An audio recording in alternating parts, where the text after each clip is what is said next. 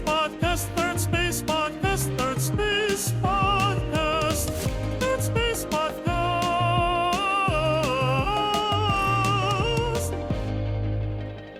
Hello and welcome to the Third Space Podcast, episode number 48, Robo-boobaloobs, a title coined by Daniel. In this episode, Mind Your Morals returns. This time we discuss strip clubs, kind of a risque topic. Might make some people a little uncomfortable, but I think we handled it delicately enough. We cover the normal bases that you might expect regarding the moral issues around strip clubs, and then toss in a couple of interesting things at the end that are a little wacky. So, hope you enjoy, and take it away. Third Space Podcast, Third Space Podcast, Third Space Podcast, Third Space Podcast.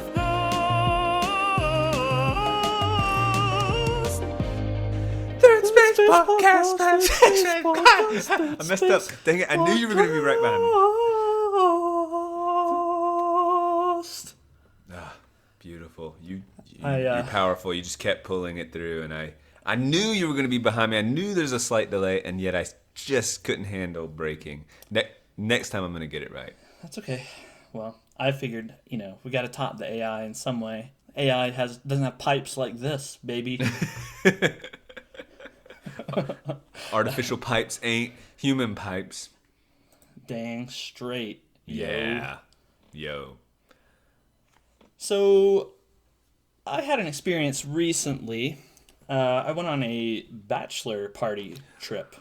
To Vegas? Not to Vegas. Oh, I thought that's where bachelor party trips happen. Nashville? No, that's bachelorette trips, I think. Is that what happens in Nashville? Yeah, I think that's just what they do. It's a bunch of bachelorette trips. I didn't know that. No, this was to St. Augustine, Florida. It was a lot of fun, but I don't want to talk about this bachelor trip in particular. But on this bachelor trip, the topic of strip clubs was broached. Now, strip clubs are a quintessential bachelor trip thing.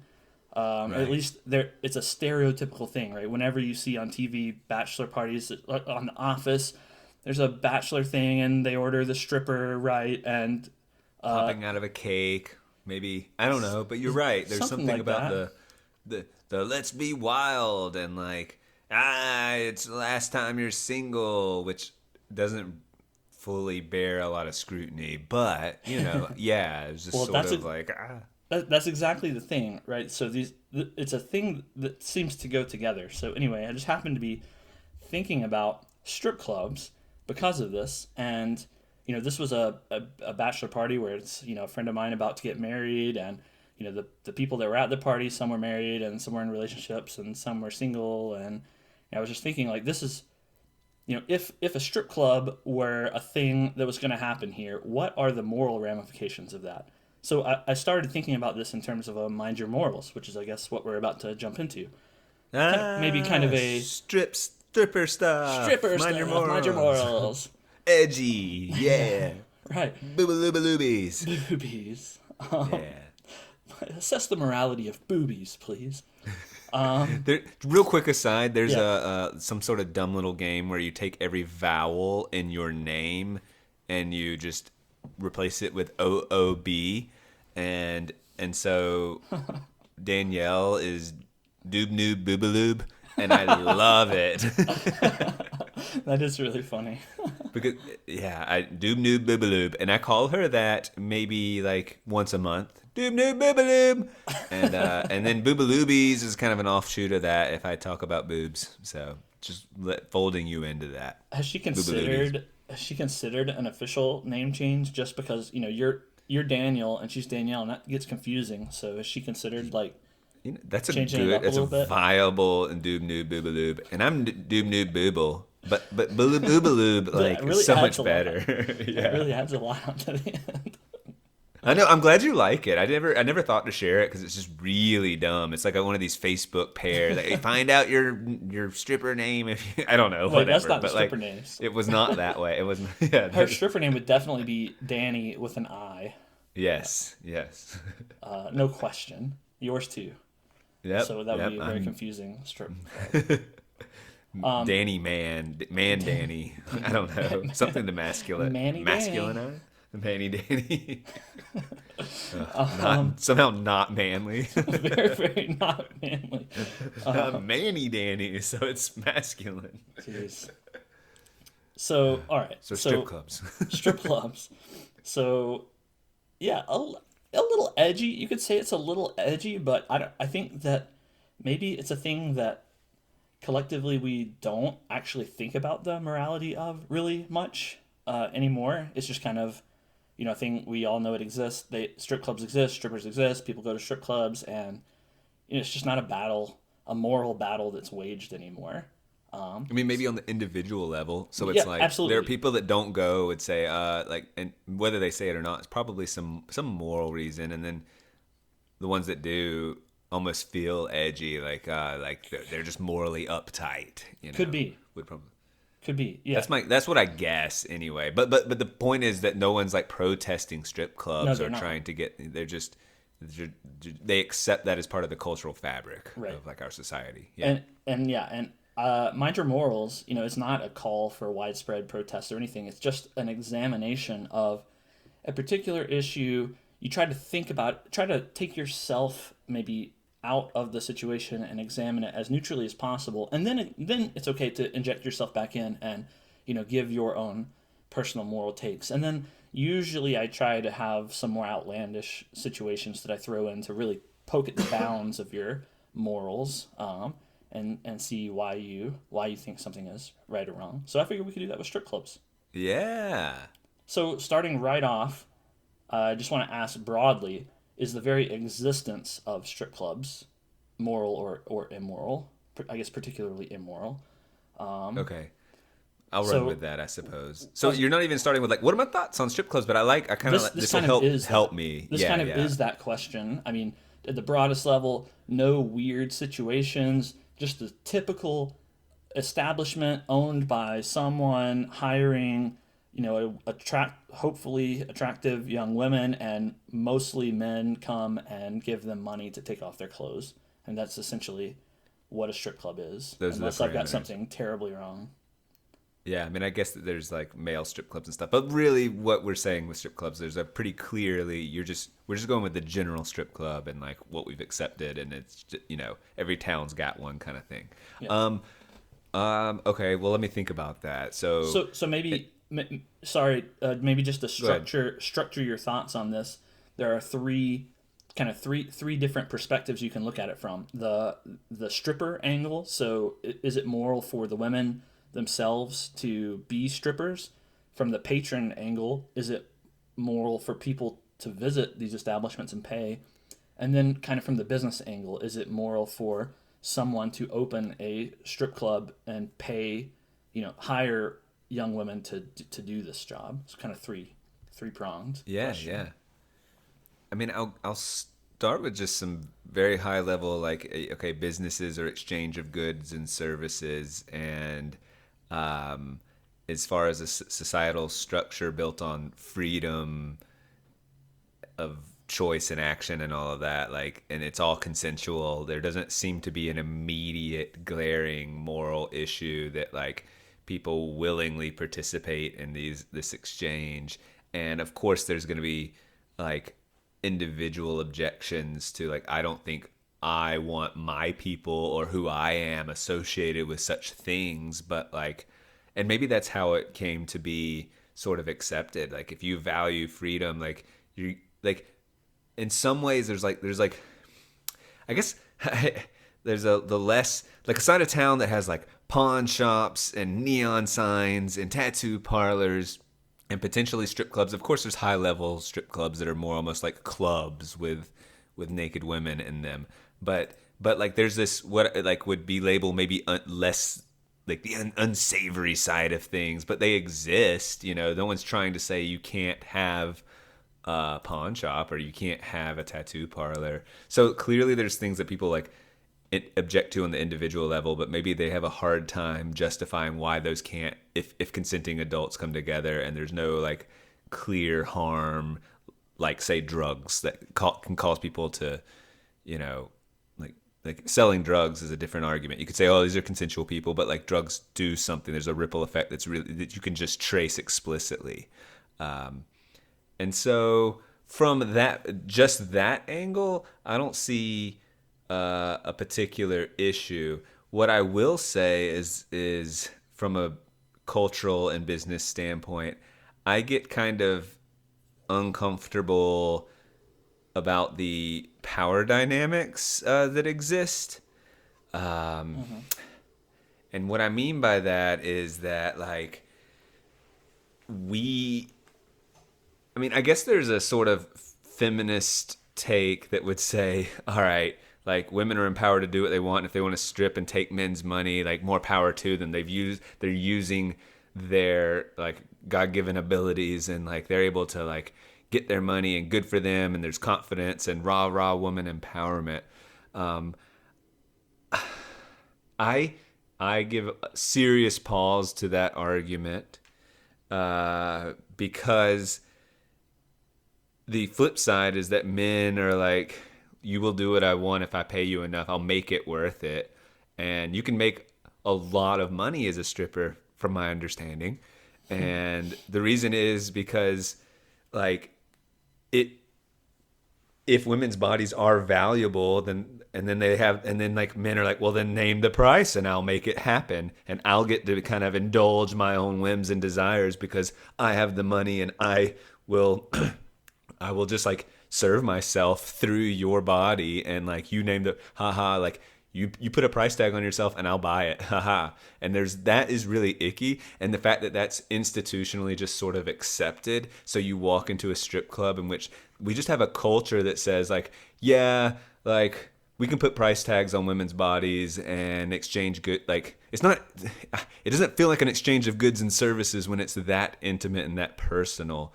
And I guess you could there's another argument of, well, is it that personal, but I'm going to, for the sake, that's a whole nother discussion, but I'm saying yes, there's something deeply intimate about, like, about our bodies and sharing them with others. And so with that position that, like, sex or sexualization is a fairly, like, we should safeguard that for people we care about. If you monetize that, and we just have a society that seems to be okay with that, it seems really troublesome to me. And then I will also say that, like, I don't, like, well, I'm losing my train of thought. Are you buying what I'm saying and putting down a little bit? You're just kind of letting me talk. You're not giving me as much verbal feedback as typical. You're just letting me go. I'm just listening. That's all. Like, all right, so you laid out two arguments that kind of, that they're a little bit mutually exclusive, or at least you're teasing out two different sides of what I think is maybe the most pressing argument about strip clubs just generally. One is, go ahead. One is freedom, right? Consenting adults, people can do what they want, even if it's harmful to them, or sorry, I shouldn't say it that way. Even if it doesn't produce the best outcomes for them or others, as long as it's not directly harming, and I guess we put some quotes around that word because we don't know exactly what that means. As long as it's not directly harming someone, then it's okay for consenting adults. That argument you hear all the time with regards to all kinds of things. Then the other flip side argument that you kind of touched on is, our bodies are very personal. It's very personal, exposing our bodies. There's something that feels strange about that, because that's supposed to be something that's only done maybe in an intimate setting or with a select group of people, and to do it for something as base as money seems like a violation of something maybe deeper. And these two things I don't think can live together exactly. And that's exactly the kinds of questions that I wanted to examine, because I think that's really interesting. Right. And I don't buy that, like, again, it kind of goes back to the I would say the feminist argument of, like, women empowerment, like they should be able to make their choices. But I think that the reason I would say that's a naive argument in this particular case is that, like, rich, beautiful women, well-adjusted, educated, aren't saying, oh, like, I will strip to empower myself. So we live in a culture that is accepted this thing as a norm. And if for a second we suspend and say, what if it's not, shouldn't be normalized? What if it is dangerous? And that seems backed by the evidence of like, you got to charge, like it's got to be make it worth your while. I really am sacrificing my body here. I'm giving it over to other people. So you really do need to pay me a lot. And that means that like low women in lower socioeconomic status, like they're more attracted to the quick cash. Right. So and they maybe they're so, and not just socioeconomic, but like maybe their life is a wreck for a lot of reasons, and like this is a way to like. So I'm trying to gently say that like, and it's very provocative, maybe the most provocative thing I've said on this podcast, but I have a hard time thinking of someone who's positioned really well who just thinks, I'd love to strip. So again, it's the power dynamics issue, or like something's off kilter. Now there's a lot of things that could be off kilter, but like, so what I'm saying is that is abuse when you take advantage of someone who is off in some way or another. Yes. Now, I guess you could say we're all off in some way or another, or whatever. But like I'm saying that this is preying upon that and saying I'll throw money at you Yeah. I'm not prepared to say degrade, but I am to say like go against to engage in a transaction and engage in intimacy, but that's not like manufactured intimacy. So like yeah. I think I'll go there. I'll say degrade. I mean, that's my opinion. I do think it's degrading. Look, I'm trying to imagine a world in which it doesn't have lots of cost to you, and it would have It's kind of anyway. hard to imagine exactly. But like you made the feminist empowerment claim there, and I think that's a common claim for multiple things, not just stripping. But I don't buy it, and maybe for an analogy, you would say, oh, it's child empowerment to let them have whatever candy they want. Like sometimes being able to exert our will without limitations isn't actually good for us in the long run, and it's necessary to have someone, in the child's case a parent, say, no, you can't gorge yourself on candy. There are better ways to live your life. And I think with respect to strip clubs, that's kind of what happened up until our modern era, where we started to maybe our moral fabric got frayed a little bit. We said, there's some things that just aren't conducive to good life outcomes, and maybe being a stripper is one of those things. And so, again, this is a question of morality and not legality. I think it might be interesting to discuss the topic of legality, but I'm suggesting that perhaps there is a societal interest, and even for the individuals, an interest in having there be some kind of moral taboo against stripping. Although I hear your situation of someone kind of down on their luck, I hear that. I'm not sure that stripping is the best path to rectify that, though. But it's most appealing to them, right? The person who maybe doesn't see all of life's options, whether it's education or isn't having access to a lot of things, it's most appealing, and that's why it's the most. That's why it's the most abusive, I guess, is that, yes, or predatory or whatever, is that because it's young women too that like. Right. So if you're 18 to 25 would be my guess, would be the prime age for stripping. Would like that's a pretty young person, like that's just like, and yes, they're they're adults in the eyes of the law. If it's usually someone with like limited options, I mean, I guess I don't know all the statistics about that, and I wish we had like a feminist like on here so that we can steel man the argument, because I feel like I'm a feminist. Well, I mean, yeah, but like, I don't know. No. And I don't mean to frame it. I'm framing it like maybe like I'm trying to protect strippers or whatever, but I don't, or like but well, it's not that. That I'm pitying. I'm just saying that this situation is frustrating. Like, shame on the man for exploiting and shame on the woman for like trying to spin it as if, well, I'm actually the one getting the better end of the deal. Like, that's not intellectually honest to me. And then shame on the culture for going, well, freedom Consenting comes at a adults. cost. Freedom. Yeah, consenting adults. So I'm going to absolve myself of, like, of all of this, and just say, I'm going to relegate you, maybe like make it tough to put it in areas of town that I can afford and live in. And so I don't have to ever look at the mess that you are, like, that's what I think happens. There's also a component too that you made me think of,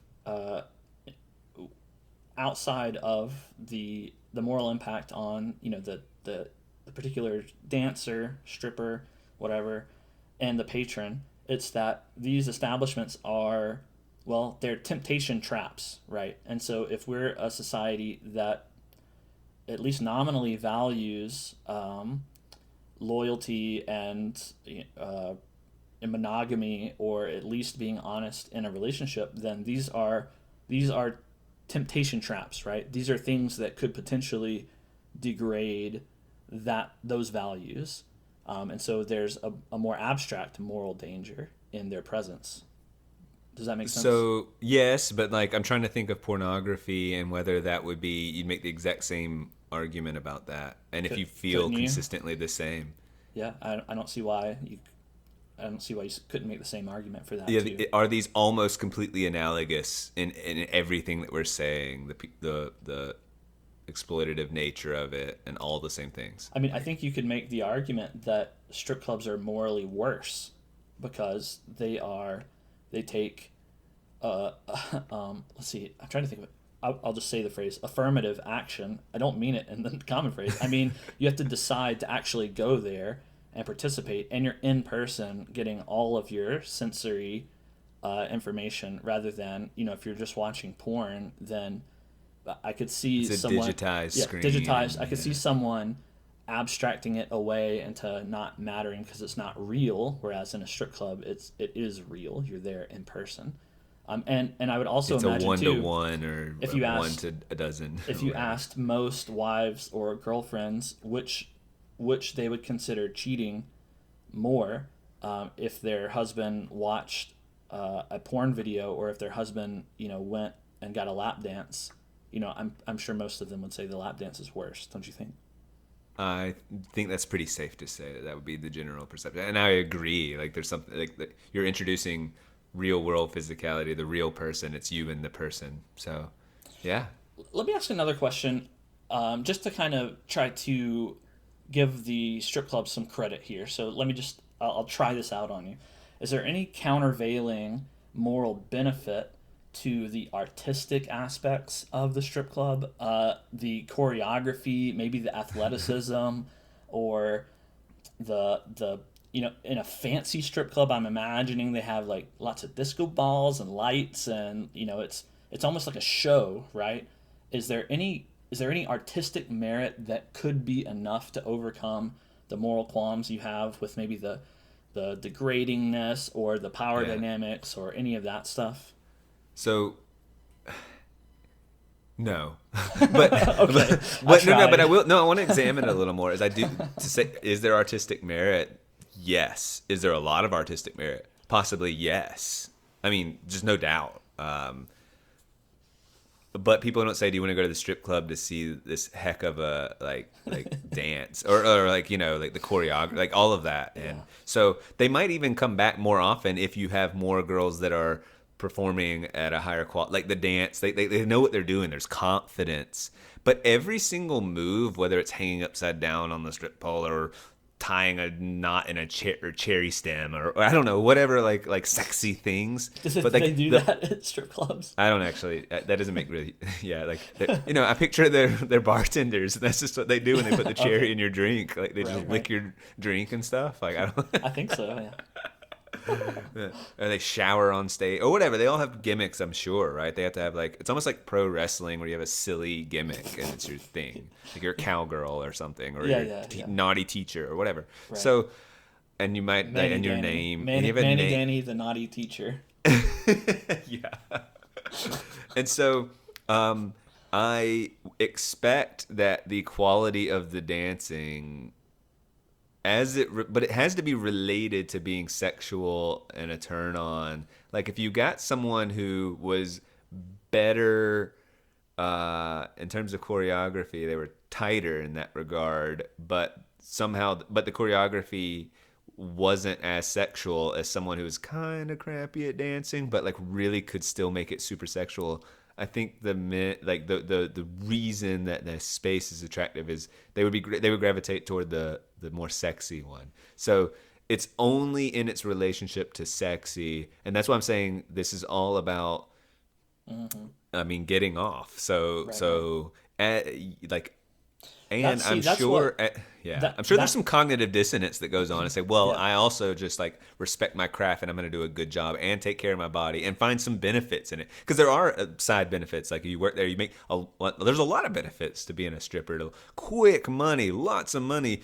You can stay in shape, incentive to do all of that. Potential confidence building, like short term, I would probably argue, but like, and like, I actually would picture that strippers have a sisterhood that's pretty damn strong, because they are like at war with the world in so many ways. They feel judged and defensive, so they're backed up against the wall. So they understand each other, and they are the ones they are together. They're in it, and so I like. Yeah, I can just picture. That's not actually. I mean, it's a product of something really negative, right? Like they're being judged. There's so much weight, but that's also going to form some quick bonds. Like you walk, especially if you're a stripper. I'm imagining a story now. I mean, I don't want to get, but like, and they've walked in. This is the third strip club, and they know how to strip, and they can identify the other strippers, the good ones, versus the ones that aren't in it for the long run, or the one that's too unstable. Like they're all a little unstable, but this one's way too unstable. You can identify, and I just picture like, you learn a lot about the world because you're in a tough situation, but it's also going to like paint your image of men probably irrevocably. Certainly. Yeah. I think you made an important point. Maybe it seems obvious, but like you said, there's some cognitive dissonance because maybe there's the temptation to say, oh no, this is an art form, and it's not sexual exact. That's not why I do it. That's laughable to actually say that. Laughable. Yeah, it is. It's just if they try to play that as the byproduct, yes, it's sexual. Either the men or the women. It's kind of like saying, I read Playboy for the articles. Yeah. That's not going to fly. If you say I go to the strip watch club porn for the watch plot, the dancing, I'm a stripper because I'm a really good choreographer. That's none of that is going to fly. It is sexual. And that's why, these kinds of men that patronize strip clubs go to strip clubs and not like Broadway shows or something. Like, I mean, there are Broadway shows with nudity, and right, that's not the same thing. Like, that's a difference. Difference definitely in kind, and you don't see the same kinds of men flocking to Broadway shows that you do. I'd be like, that's clubs. It. You go to Broadway for the art, and there happens to be boobaloobaloobies, whereas you go to strip clubs for the boobaloobaloobies, and there might happen to be some art choreography. Right, exactly. And so, like, I think that, but since we've established, or I think we've made a pretty good case that it's all about the sexual nature of it, then if you're going to ask the question of morality, then you have to ask the question: is there anything immoral about broadly exposing your sexuality, or there are ties to promiscuity, right? Like, is there something inherently immoral about broadening your sexual interactions? That's really the root of the question, I think, for the common strip club case. I think that's kind of what we've hit on a little bit. And I want to stress that, like, what makes me a little bit sad is I'm trying to be both intellectually honest and recognize this is low-hanging fruit, but what, like, in terms of like judging the stripper for trivializing the seriousness of intimacy and stuff. But what I actually get mad at, for the reasons I was telling you about, like, I really do believe that someone in the stripper world is like largely dispossessed in some way or another and trying to fast track to normality, and they've somehow done, I think, a miscalculation in that this will serve them well. And I pity that. I actually pity that. And that might sound really, whatever. Like, judge me all you want. But I feel for them, and so my frustration. I do not feel mad or at them or judgy. If there's real frustration, it's like I am frustrated at the men. Like, it's like the men, like for like requesting it, demanding it, whatever. Like for the power position they've created. That kind of goes back to they're like, I want this. Name your price. There is a subset of women that will do this. Great. Let's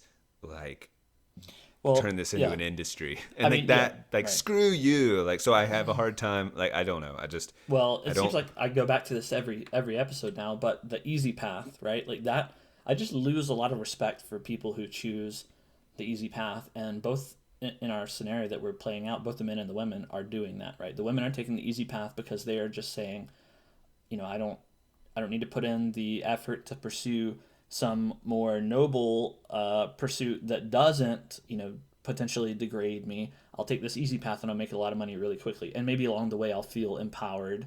Some people are telling me I will, so I'll latch onto that. And then from the male perspective, it's the same way, right? Like, I'm not actually going to put in the effort to be committed to someone or earning someone's respect or whatever. I'm just going to go to a strip club and get my sexual gratification for some money, and then I can leave, and that's it. So both of them are easy path, which I don't respect very much. Can we examine why being, like, I guess promiscuous would, or is promiscuous strictly for sex, or is it really like, can it be like, does this fit? Like, strippers are promiscuous. Is that a fair statement? Like. Anyway. I don't know. Like, I don't think definitionally, yes, but I think those things probably correlate a lot. I would say promiscuity is sleeping around, like it's having sex with lots of different people. So maybe there's some chaste stripper who doesn't sleep around, but that's not, obviously their sexual I want to really examine the degrading component, like why we're saying that it is because we're not challenging the assumption that sex should be reserved for or that like nude, even like just sexually intimate acts, including like taking off your clothes and sexualizing yourself and all of that. Like, why should that be reserved? Does it get harder to defend when you take it to this level? Does it get harder to defend not taking off your clothes and showing your body to lots of people? Yeah. Like if someone just said, "Hey, look, you're calling it degrading, and you're citing the reasoning is because you're sort of screwing up intimacy." I don't think it does. It doesn't screw up intimacy. There are ways. There are people that have perfectly happy relationships that have been strippers and, I'm sure, and porn stars and all of that. Yeah, so. I don't have the data at hand.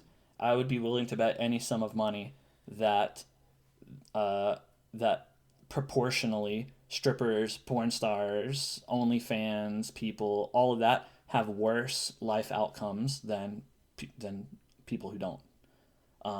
Maybe you could say, oh, there exists a stripper who has it together mentally and ended up with a nice family life or whatever happy outcome you want to put in that place. I'm sure there is one, maybe two. And you could say that for porn stars too, but on the whole, proportionally, I would be willing to bet that's not the case. I tend to agree with you, but it kind of gets circular because if someone if you else want, said, "Well, I don't," if you want a more A to B argument, point to point, rational, instead of just trying to say look at the outcomes, I would say that it probably goes back to evolutionary biology. Like, humans are generally a monogamous. We have monogamous societies because that's what results in the most stable societies.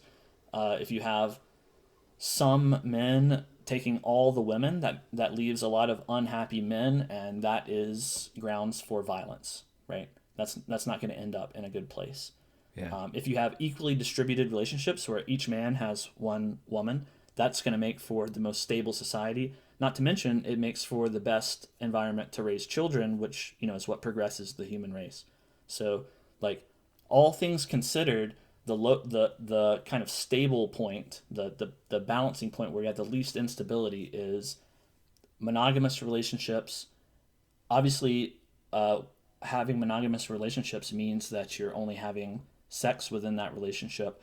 And if sex is something special that only happens within that relationship, then these sexual things like taking off your clothes and stuff are going to be, they're not going to happen outside of that one-on-one sort of thing, or at least in the most stable point, right?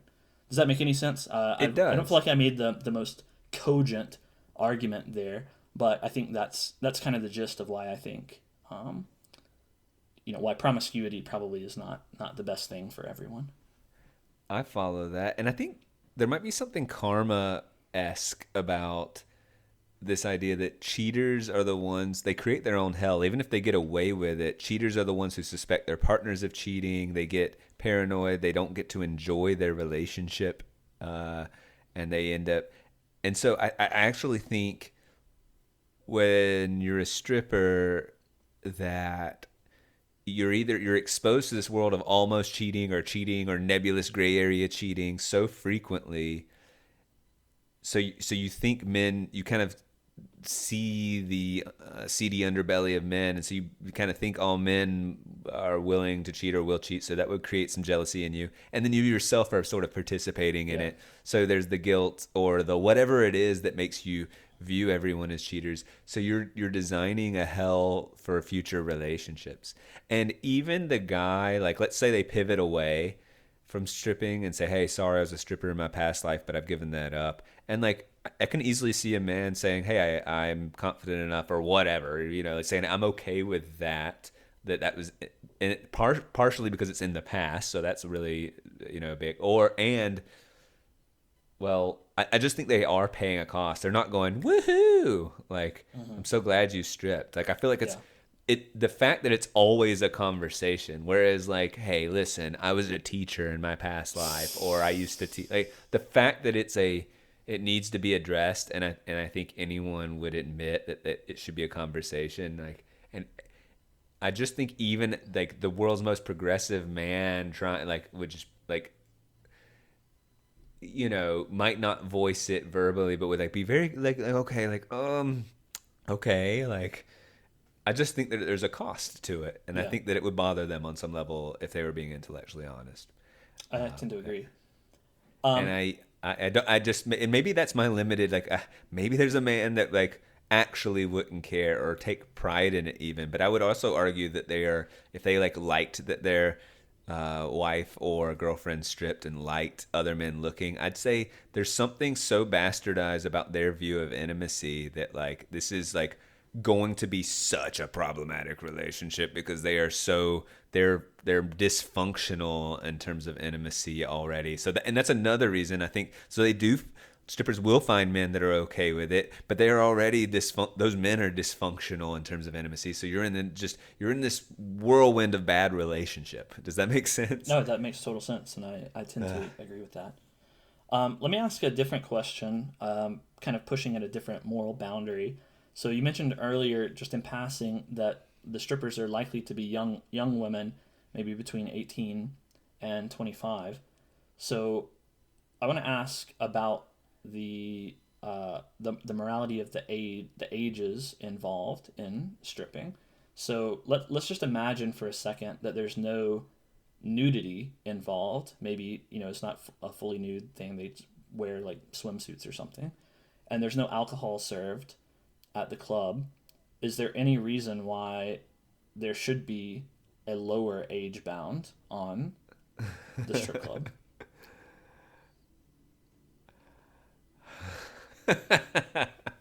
Such an uncomfortable question. It's extremely uncomfortable. I also think there are obvious answers to it, but I just want to go ahead and get this lower bound out of the way. I just don't think you intentionally sexualize younger women. Like, there's nothing good that comes of this. regardless of, all right, now you've like put on clothes that would quickly become like pasties anyway, or like whatever. They're gonna test the boundaries or something. But like, or just the idea of them sexually. It doesn't matter whether there's a strip of cloth covering the nipple or not. Like the point is you're overtly, intentionally sexualizing yourself and saying this is a space you can come to be horny, and like we invite you to sexualize us for transaction. So I don't care about the cloth or the alcohol or all the added, the lasers or whatever. None of that is that. It's really not what we're talking about, you know. Okay, so like why I just can't. why is it wrong? Why is it morally inappropriate to sexualize an underaged girl? Well, I guess There's this a gets particular into, answer that I'm waiting for you to say, so that I can move along to the next. am I getting there? Am I maybe? Like, You're getting there's there. a Yeah, you're power getting there. dynamic, and they're not able to make the decision. There you go. Fully That's what I was looking cognizant. for. Yeah. That's what I was looking for. Because that's the classic. I mean, that's exactly what you hear when you talk about age of consent laws, statutory rape, and all of that. It's because young girls' brains haven't developed to the point where they can make decisions for themselves long term, right? Sexual decisions in particular have the potential to change the entire course of your life going forward, and so that's why we have age of consent laws and things like that. So for stripping, the reason I'm even asking this question at all is because stripping doesn't come along with the traditional negative outcomes of potential pregnancy or whatever. It's not the same as a sexual interaction, age of consent stuff. And if it's a well-run strip club, it's reasonably safe even, right? Well, With here's stuff, the pointed question that I wanted to ask. What would make a strip club like the one I'm describing different from a middle school or high school cheerleading team?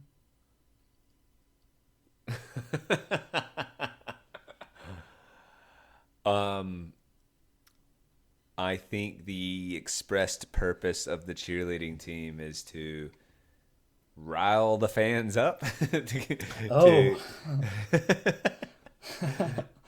to support the team, and I think that we've clearly cheerleaders, if we're being honest, like have whether like I'd say culturally we've moved toward the casualization of the sexualization of everybody, and particularly like teens and stuff. So I think when music, like pop culture music, and obviously this is pre-TikTok, but like as there's all these dances and stuff, like by the way that's happening, so many popularized TikTok dances have become like the moves that the cheerleaders do. Like that's just what's happened, by the way. Probably not surprising to you. That doesn't surprise me.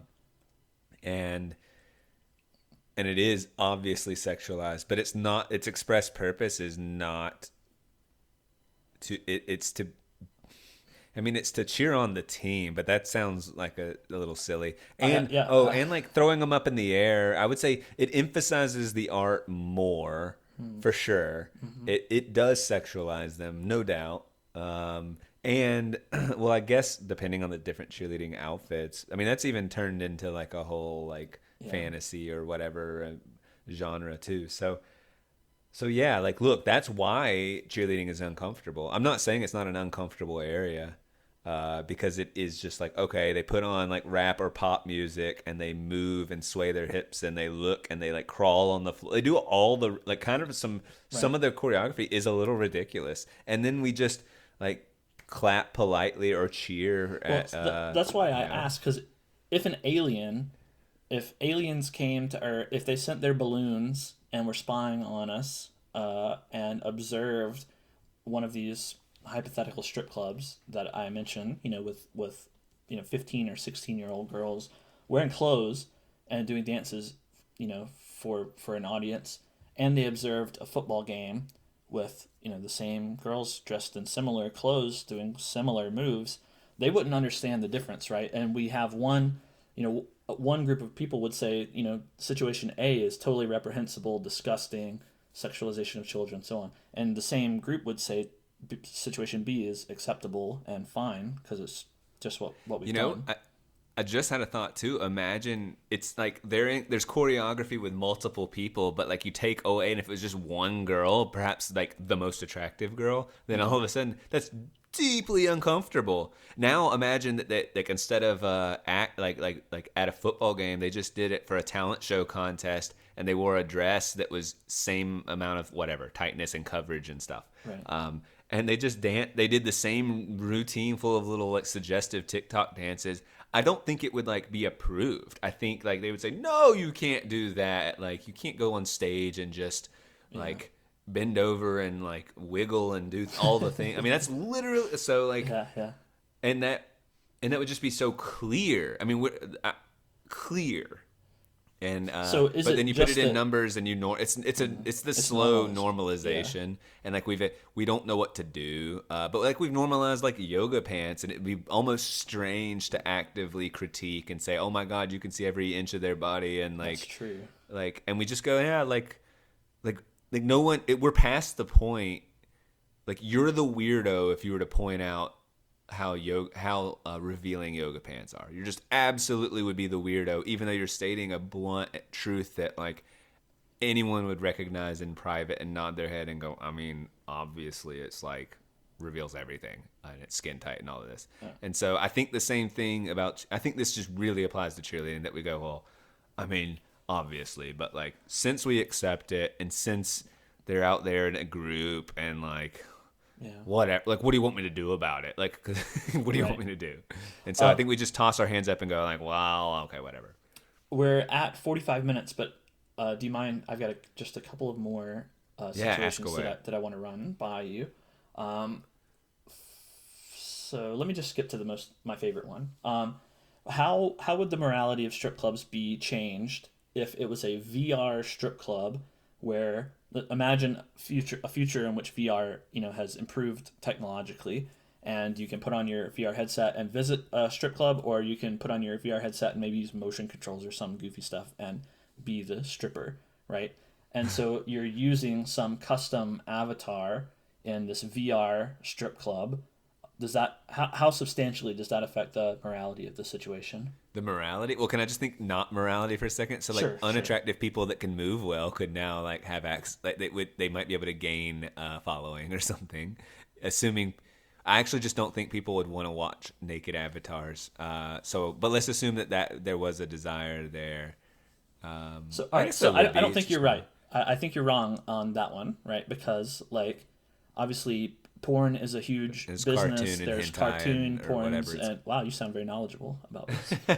Or whatever, I have no idea. I mean, I don't know what they are. I don't know, but like there are games, video games that are porn focused. Yeah, and I think stuff. I might be wrong too. I was just thinking like this sounds so stupid. But it does sound stupid, but like I mean, there's bound to be a market for it, right? Man, it's interesting because it seems to me it should not be different, but I feel very different. So this is a good question because I think for some reason I'm going, what? You're like making the motions and like you're revealing a digital avatar that you've created, or like this doesn't feel like go for it kind of thing, and then you can make all these arguments about safety. I think this is the OnlyFans kind of argument too, is from the safety of your own home and all this, but like this isn't a safety discussion because it is safer. That doesn't address the morality of it. Right. So I think I have to stick to my guns and say, like, if you're inviting people for the express, like the purpose really is to be horny and to get off, like I think if that's your purpose and saying, hey, I'm going to do things with you to get you off, then you're in the intimacy scenario that is like screwed up, if it's transactional like that. Mm-hmm. I don't know how to get, because that's what you're still doing, right? Those things still exist. Hey, come here, transaction. I'll do things. This is designed to get you off. And I will participate in that. I mean, this is almost like phone sex or something, Yeah. Like you could literally be like writing your dissertation while like talking to like someone who just wants to hear you talk dirty, and you just go through the motions. Even you happen to have a good voice and be like, oh yeah. Like, are you? I mean, I guess your participation feel like. How about this though? Here is the difference. The intimacy on your behalf is significantly less. Yeah. But I guess the same could be true for OnlyFans. Like if you're doing it on video or in the safety of your own home, you feel further and further and further removed from the customer to the point of like.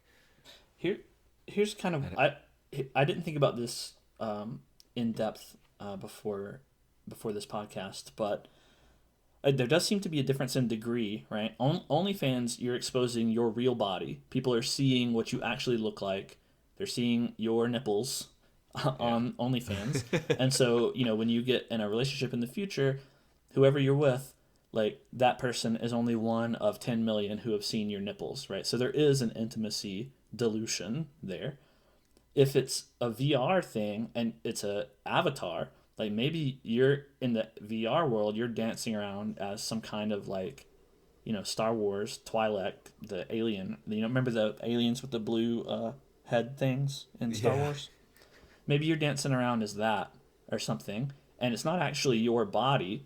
So yeah, there's less of a dilution of intimacy. But I think you kind of convinced me that there is still, your goal is still, I'm going to make the people watching me horny. Like I'm engaging in an interaction, this sort of sexual motions and sexual dancing and sexual goals that I otherwise wouldn't. So I think it's a difference in degree, but not a difference in kind. Yes, that's a good way of putting it. Like basically the real test for how I feel is, would I want robo-boobaloobs to do it? All right, I've got one final situation that I think presses a slightly different area. So what if this was again a future situation? This is not VR anymore, but you can go to a strip club and now it's very realistic androids, or I guess there would be gynoids, right? Is that right for women? Anyway, very sexy, very human motion, female form robots, essentially, and they're doing the dancing. What's the morality of that situation?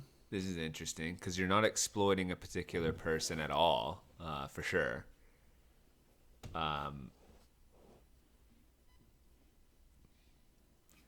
It almost feels, this kind of almost maps onto like ChatGPT and like, well, like there's still the I'm shortcutting, the distaste and respect I have for the shortcut the men are taking. That in this scenario, the men are the ones going to the strip clubs, and so the men are still culpable for all the same reasons. But like, is it different in kind from a man masturbating while thinking of just some generic attractive female form? I mean, for the affirmative action reasons that you listed. Okay. Like going to okay. And like, and you're getting dangerously. I think it's like it's very close to. It's like a gateway to potential real cheating if you were able to like have sex with this robot. Yeah, this is the temptation trap. The temptation trap's still there. Like you're just all. And besides, men, you're not really cheating. I mean, one of the parts that's frustrating in all of this is there's no humanity in this. This is all transactional. Yeah. And so men are objectifying women and saying, give me what I want. And here they're objectifying objects, which I guess is more, but they're just like taking shortcuts and like bypass. And I think it would just get really dangerous, if like grinding gears. Well, I think wiring. It's good.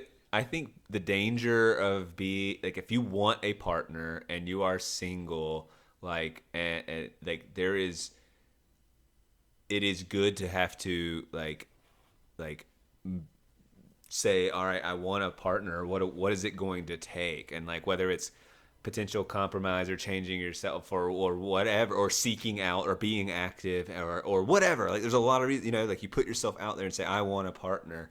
And if you don't have to, say, work for that, and you could just buy a partner, or a machine that you just have sex with that like is smart enough to respond and maybe like do your dishes or something. Like, gosh, like we're not. This is bad. Amazing. This is so bad. I mean, bad. Sounds bad.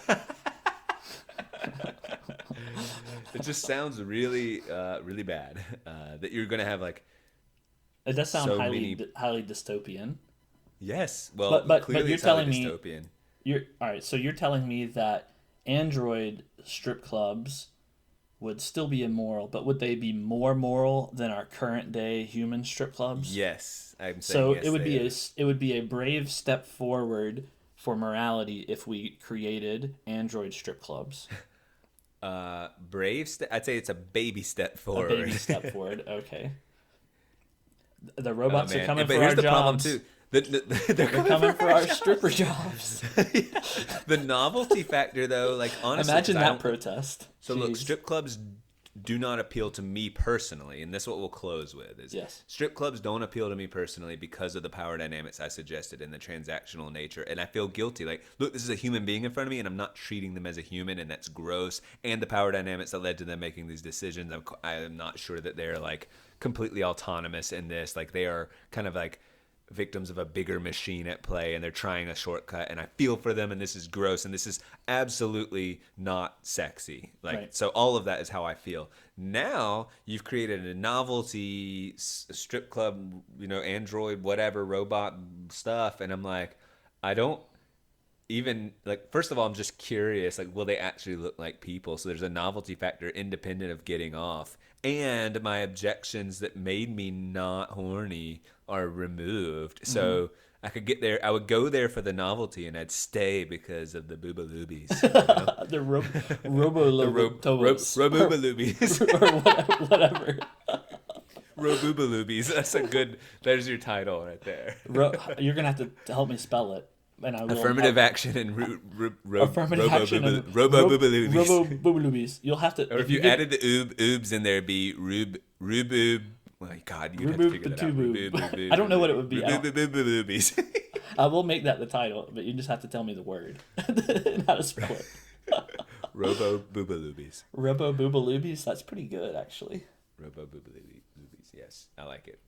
And on that note, Let's. do you want to give your opinion? Like, that was my real Oh, opinion and why I don't like strip clubs. But I also will get excited. Like, I don't have if I want to go crazy and like, let's all go out and be crazy. Like, to me, my probably lack of creative self, if we're talking about a night out and like there's an allure that strip clubs have because lasers and boobaloobies, but like just as a like it's forbidden and it's a little edgy. Yeah. It's probably why I liked the castle, back in Florida. Like, it's just like a cool, weird place, and like it was just I like weird stuff, and that's for me it's extreme and like outside of my comfort zone, and so like that sounds exciting, but honestly, when push comes to shove, I don't want to be in a strip club. So Yeah, so I what love are your strip clubs. personal thoughts? I'm You a love big 'em? fan. No, I'm just kidding. No, I How basically. funny would that be if that were like your conclusion? I like it. Like, I'm a big fan. I love being able to pay money and get them to do what I want. Going later tonight.